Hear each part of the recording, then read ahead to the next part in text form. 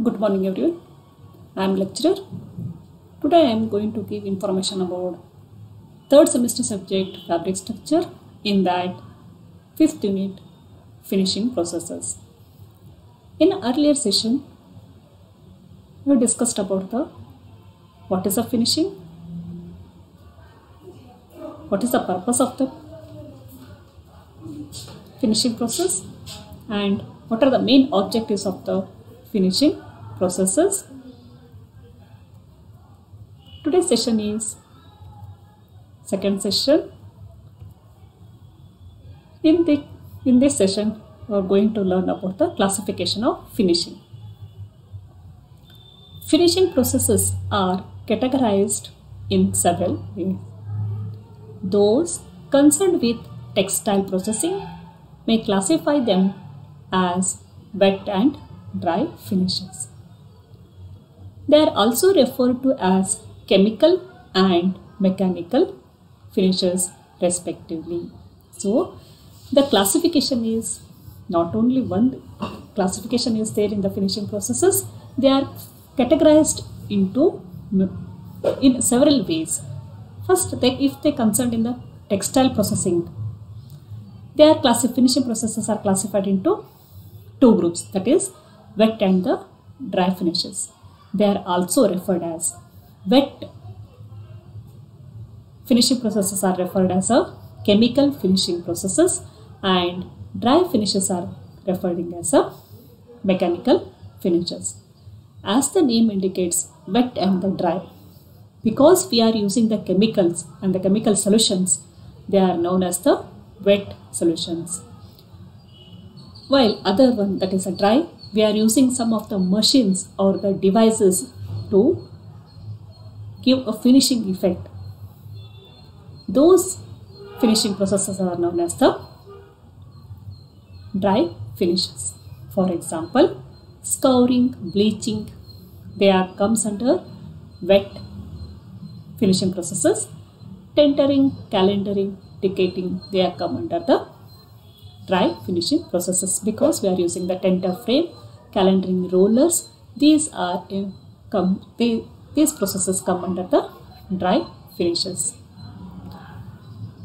Finishes are also classified according to degree of permanence. First one, temporary finishing process. Second one, permanent finishing process. Third, semi-temporary finishing process. So according to the permanence, that is the how long it is there, how long its effect is there, according to that they are classified into these groups: temporary, permanent, and the semi-temporary finishing processes. Temporary finishing process of finishing that is not stable and goes after first washing is known as temporary finishing. So at a first wash, if it goes off, then it is a temporary, it is not a permanent. If the sophisticated effect in the fabric disappears after washing and using it, then it is called temporary finishing process. That is imposing, calendering, chemical, starching, and the softening. So it will go off by washing of the finishing. Permanent finishing process. If the finishing effect does not disappear, the fabric and remains unaffected by all conditions of wear and healing, finishing is called as the permanent finishing. So if it does not disappear, does not go off, then it is a permanent. By using many times or by all the unaffected conditions, if it does not go off, then it is a permanent finish. That is sulfurizing, milling of all these other mechanical, chemical, resin finishes, waterproof, and the flame proof, they will not go off. This comes under permanent finishing process. Next one is the semi-temporary finishing process. Finished cloth semi-lasting finishing is called stabilizing 5 to 10 and not later. So after some uses, they will goes off. That is, for example, screener, calendering, chemical, Buckham finishing. So Buckham finishing, and they will go. They will not leave first at the first wash, or it will not there in the long time. It will go off after 5 to 10 uses. Those are known as the temporary, semi-temporary finishing processes. Designers, merchandisers, sales personnel, and other concerned with end products classify finishes as aesthetic and the functional finishing processes. So, according to the textiles, they are now classified into two groups, dry and the wet.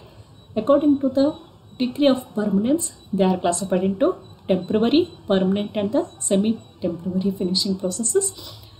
And according to the merchandisers or the salesperson or the designers, they are classified into aesthetic finishes and the functional finishing processes. These processes are classified into preparatory processes, stabilizing processes, and last one is the textural processes. Under again the preparatory processes, degumming, scouring, curing, and boiling. This comes under preparatory processes. Next is the stabilizing processes. Under stabilizing, singeing, gassing, and bleaching. This comes under stabilizing finishing processes. Last is the textural finishing processes. Under this, there are again mercerization, decating, calendering, tentering, and the last one is the shrinking. This comes under textural finishing processes. These are the classification of the finishing processes. So they are classified into many groups, and according to the different kinds, they are classified into different categories, and you have to remember all the classifications. Answer these following questions. Enlist preparatory finishing processes. Second, enlist stabilizing finishing process. Third, enlist textural finishing processes. Fourth one, mention the classification of finishing processes according to degree of permanence. So, they are classified into many categories according to which you have to remember, and almost all the finishing processes, for example, wet and the dry, and the degree of permanence, permanent finishing process, semi-temporary, and the semi-temporary. These are the classification. And last one is the preparatory finishing processes, stabilizing finishing processes, and last one is the textural finishing processes. So, you have to remember all these classification according to the kind and the intended end use of the fabrics or the consumers. You have to select the type of the finishing processes related to that.